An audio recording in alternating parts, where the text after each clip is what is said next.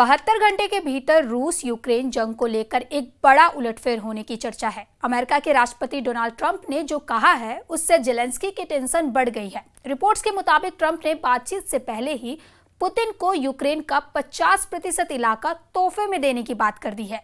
यानी रूस को युद्ध का आधा इनाम बिना गोली चलाए मिल सकता है और पुतिन भी अगले 72 घंटे में कोई बड़ा ऐलान कर सकते हैं। क्या ये युद्ध विराम होगा या कुछ और? अगर ऐसा होता है तो यूक्रेन के लिए यह सिर्फ एक राजनयिक झटका नहीं बल्कि उसके भविष्य पर भी बड़ा असर डाल सकता है। अब सवाल है कि क्या ट्रंप को यह शांति प्रस्ताव वाकई समाधान है या सिर्फ एक राजनीतिक चाल? नमस्कार, आप देख रहे हैं न्यूज़ 18 का डिजिटल प्लेटफॉर्म। मैं हूं आपके साथ सृष्टि शर्मा। यूक्रेन के युद्ध को लेकर ट्रंप ने जेलेंस्की को बहुत बुरा फंसा दिया है। फंसाया भी ऐसा कि जेलेंस्की के चारों तरफ फैला ट्रैप गारंटी दे रहा है कि जीत पुतिन की ही होगी। डोनाल्ड ट्रंप ने कहा कि जेलेंस्की और पुतिन दोनों को कुछ कुछ जमीन आपस में देनी होगी, यानी दोनों तरफ से जमीन का लेन देन होगा और इसी डील के तहत युद्ध विराम पर बातचीत हो रही है। लेकिन बड़ा सवाल है, जो जमीन बांटी जा रही है वो किसकी है? जाहिर है वो जमीन यूक्रेन की है। ट्रंप अब यूक्रेन की जमीन को पुतिन और जेलेंस्की के बीच बांटना चाहते हैं। There'll be some land swapping going on. I know that through Russia and through conversations with everybody, to the good, for the good of Ukraine. Good stuff, not bad stuff. Also, some bad stuff for both. So there's good and there's bad. तो सवाल उठता है, इस deal में नफा किसका होगा और नुकसान किसका? ट्रंप का युद्ध विराम पर डील वाला ये आइडिया जेलेंस्की के गले नहीं उतर रहा है। जेलेंस्की ने बहुत बड़ी वार्निंग दे दी है। यूक्रेन के राष्ट्रपति वोलोदिमीर जेलेंस्की ने कहा कि यूक्रेन का दूसरी बार बंटवारा नहीं होने देंगे। युद्ध खत्म करने के बदले यूक्रेन की जमीन नहीं देंगे। ऐसा इसलिए क्योंकि डोनाल्ड ट्रंप ने कहा है कि युद्ध विराम के लिए जमीन की अदला बदली करनी होगी। जेलेंस्की ने कहा कि वो पुतिन को बहुत अच्छी तरह जानते हैं। यूक्रेन के बंटवारे का कोई एजेंडा कामयाब नहीं होने दिया जाएगा, चाहे इसके लिए कोई भी कीमत क्यों ना चुकानी पड़े। Відповідь на українське територіальне питання є вже в Конституції України. Відступати від цього ніхто не буде і не зможе. Дарувати свою землю окупанту українці не будуть. खार्किव के फ्रंट पर तैनात एक महिला सैनिक जिनका नाम दीदी है, जो जेलेंस्की और पूरे यूक्रेन को हिम्मत दे रही हैं। दीदी इस वक्त रूस के ड्रोन अटैक को रोकने वाले डिफेंस सिस्टम को ऑपरेट कर रही हैं। ये बहादुर दीदी 2 बच्चों की मां है, लेकिन उनका हौसला पहाड़ जैसा है। उनका कहना है कि ये जमीन हमारी है और हम इसे कभी दुश्मन के हवाले नहीं करेंगे। Ми прийшли захищати свої домівки. І якщо домівка знаходиться в Донецькій, Луганській області, тобто на окупованих територіях, то навіщо тоді людина сюди прийшла? Вона прийшла захищати своє, відстоювати своє. І тут такий договір, давайте ми це залишимо собі. Ні, такого не буде. Тобто Україна повністю буде наша। 15 अगस्त को पुतिन और ट्रंप की अमेरिका के अलास्का में मुलाकात होनी है। इस मीटिंग पर पूरी दुनिया की नजर है और सबसे ज्यादा नजरें तो जेलेंस्की और यूरोप गड़ाए हुए हैं। अलास्का में यूक्रेन युद्ध खत्म किए जाने पर बात होनी है, लेकिन ट्रंप ने ऐन वक्त पर जमीन अदला बदली वाली बात कह के वाकई जेलेंस्की को मुश्किल में डाल दिया है। यूक्रेन में बमबारी रुके, फौज अपने बैरक में वापस लौटे और इसके लिए ज्यादातर शर्तें ऐसी हैं जिसमें यूक्रेन बहुत बड़े नुकसान में नजर आ रहा है। वो इसलिए क्योंकि पूर्वी यूक्रेन के बड़े हिस्से, जिसे डॉनबस कहा जाता है, वहां रूस की फौज का बहुत ही मजबूत कब्जा है।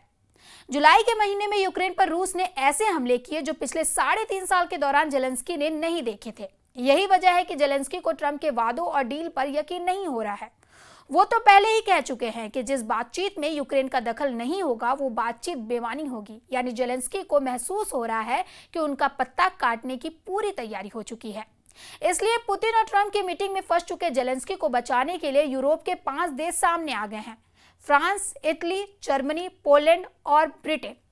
पांचों रूस के कट्टर दुश्मन हैं। पांचों ने यूरोपियन कमीशन के साथ मिलकर कह दिया है कि वो यूक्रेन का समर्थन जारी रखेंगे। रूस पर दबाव बढ़ना चाहिए, तभी युद्ध खत्म होगा। Сьогодні була доповідь розвідки і військового командування про те, на що розраховує Путін і до чого реально готується. Зокрема, це і приготування воєнні. Він точно не готується до припинення вогню і війни. Путін налаштований тільки на те, щоб подати зустріч з Америкою як свою особисту перемогу. І далі продовжувати діяти так, як і раніше. Тиснути на Україну так, як і раніше.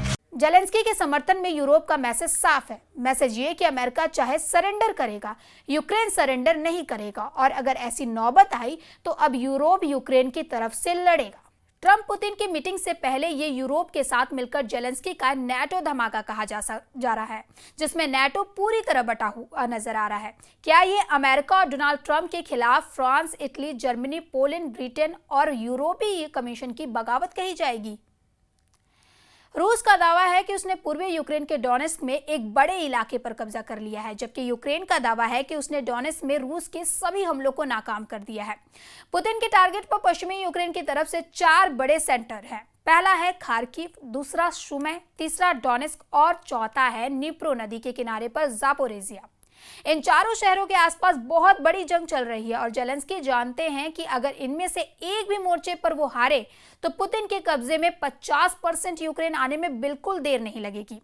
रूस की फौज आर्टिलरी का इस्तेमाल बहुत ज्यादा कर रही है। लंबी दूरी तक मार करने वाले रॉकेट दागे जा रहे हैं, साथ में ड्रोन ऑपरेशन भी तेज कर दिए गए हैं।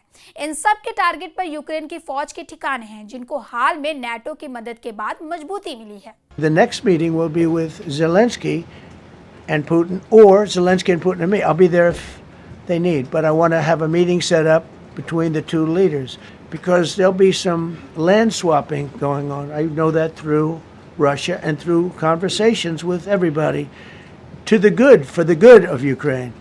Good stuff, not bad stuff. Also, some bad stuff for both. So there's good and there's bad.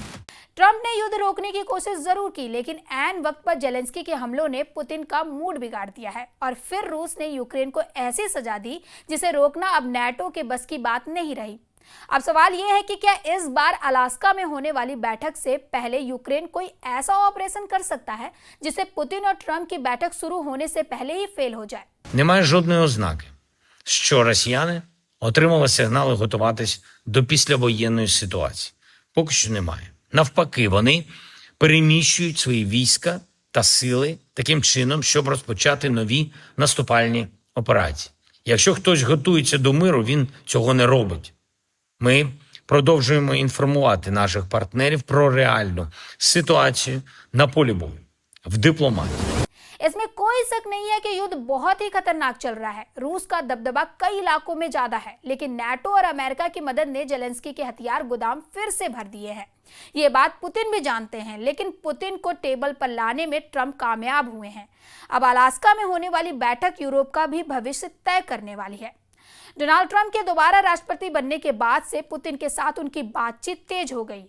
अब तक दोनों नेताओं के बीच 4 बार फोन पर महत्वपूर्ण चर्चा हुई। 12 फरवरी 2025 को यूक्रेन को लेकर बातचीत हुई, 18 मार्च को युद्ध विराम पर चर्चा हुई और 19 मई को 2 घंटे से अधिक समय तक यूक्रेन और अन्य मुद्दों पर बात हुई। 4 जून को पुतिन और ट्रंप ने यूक्रेन के अलावा ईरान के मुद्दे पर चर्चा की। इससे पहले अमेरिका और रूस के राष्ट्रपति के बीच आखिरी मुलाकात जून 2021 में हुई थी। इससे पहले अमेरिका और रूस के राष्ट्रपति के बीच आखिरी मुलाकात जून 2021 में हुई थी, जब राष्ट्रपति जो बाइडेन थे। अब 4 साल बाद पुतिन और ट्रंप की मुलाकात अलास्का में होने जा रही है। दिलचस्प बात यह है कि अलास्का 150 साल पहले रूस का हिस्सा था और आज ये वही जगह है जहां विश्व के 2 बड़े नेता एक बार फिर चर्चा करने जा रहे हैं। ये बैठक विश्व राजनीति में बड़ा बदलाव लेकर आएगी या नहीं, ये तो वक्त बताएगा।